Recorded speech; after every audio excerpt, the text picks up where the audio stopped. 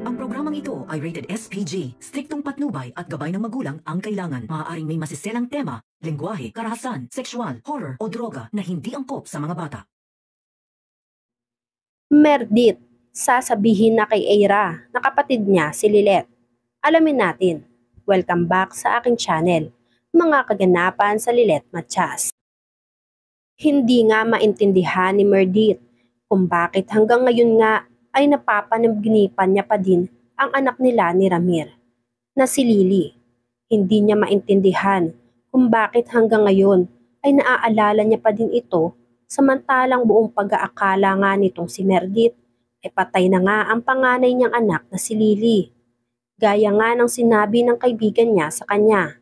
Dahil matatandaan nga na iniwan ni Merdit ang anak nila ni Ramir sa kaibigan niya dahil hindi pa siya ready at kailangan niya pang tapusin ang pagiging law niya. Sa kabilang banda nga, laking pagtataka nga nitong si Eira kung sino ang paulit-ulit na binabanggit ng mami niya sa panaginip na Lily. Kaya naman dito nga ay naugusisa itong si Eira kung sino si Lily at bakit ito nasa panaginip ni Merdit. At bukod pa daw doon ay bakit paulit-ulit niyang binabanggit.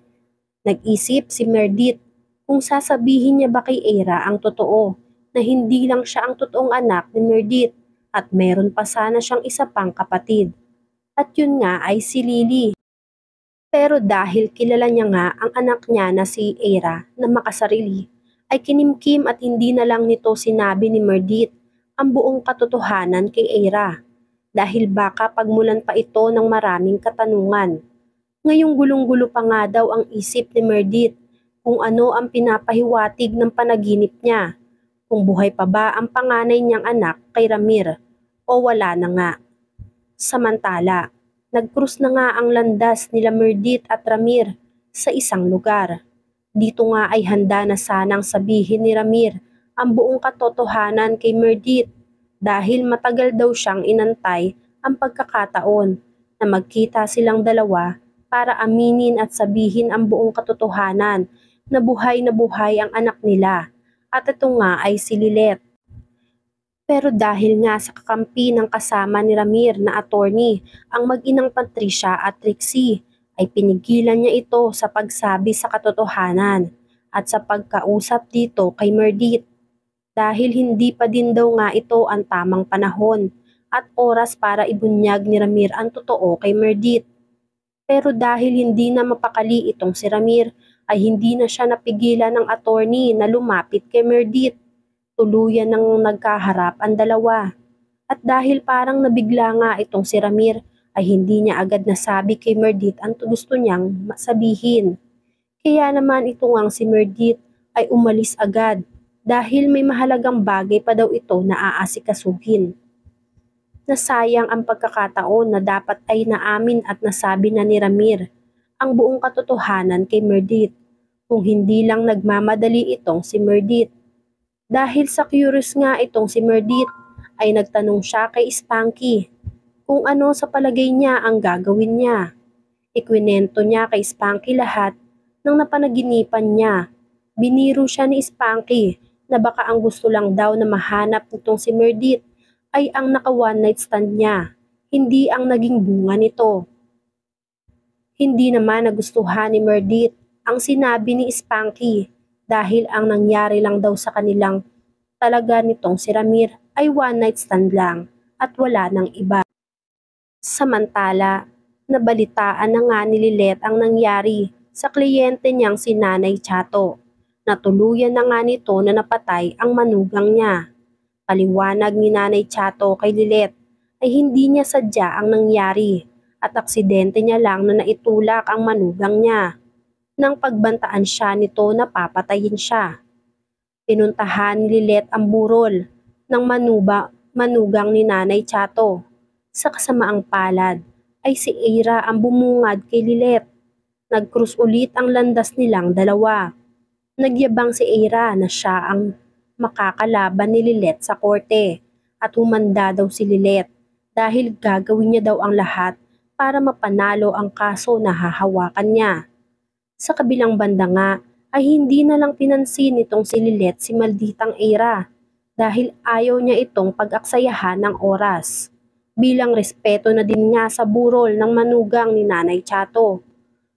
Natameme nga itong si Eira at nagkalaiti dahil maging si Kurt nga ay pinatigil niya sa pangiinsulto dito kay Lilet. Samantala, hindi lubos akalain nitong si Lilet na masusundan siya ng kapatid niyang si Trixie. Ginulo siya nito at nilait-lait.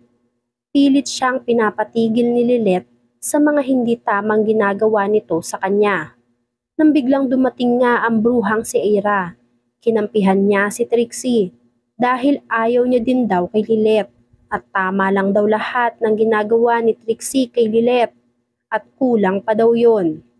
Dahil nga daw sa sulsul nitong si Eira dito kay Trixie ay nagawa nga ni Trixie na basain itong si Lilet. Tuwang-tuwa naman si Eira sa pagsasabong ng dalawang magkapatid. Nagmamakaawa si Lilet na itigil na ni Trixie ang pambabasa sa kanya. Pero dahil maldita nga itong si Eira, chinir niya pa itong si Trixie para lalong lumakas ang loob nito. Naapihin nga si Lilet sa harap niya.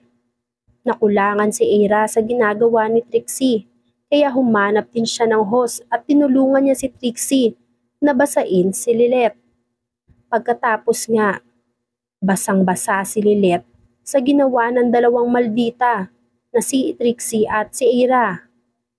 Kaya naman nang makita ito ni Kurt, nag-alala agad si Kurt sa nangyari dito kay Lilet. Tinanong niya si Lilet kung sino na naman nga daw ang gumawa nito kay Lilet dahil sumusobra na ito. Napag-alaman ni Kurt na pinagtulungan pala siya ng dalawang maldita na si Eira at si Trixie. Kaya naman galit na galit si Kurt sa sinapit ng kaibigan niyang si Lilet. Dahil hanggang ngayon nga daw ay hindi pa din tinatantana ni Trixie ang kapatid niyang si Lilet. Nagtataka nga rin nga itong si Kurt kung bakit pati itong si Eira ay malaki ang galit sa kanya. Alam na kaya nitong si Eira na si Lilet ang totoong anak nitong si Meredith, kaya siya nagagalit at galit na galit dito kay Lilet? Sasabihin na kaya ni Meredith ang totoo kay Eira na may kapatid siya at ito nga ay si Lilet? Sino ba talaga sa kanila ang talagang nakakaalam na si Lilet ang anak nitong si Meredith? Babait kaya si Eira kay Lilet kapag nalaman niyang half-sister pala sila nitong si Lilet? Yan nga ang mga kaganapan at mga dapat nating abangan dito sa Lilet Matias. Kung gusto niyo pa ng mga ganitong klaseng video, ay mag-subscribe at i-like itong video na to. Maraming salamat po.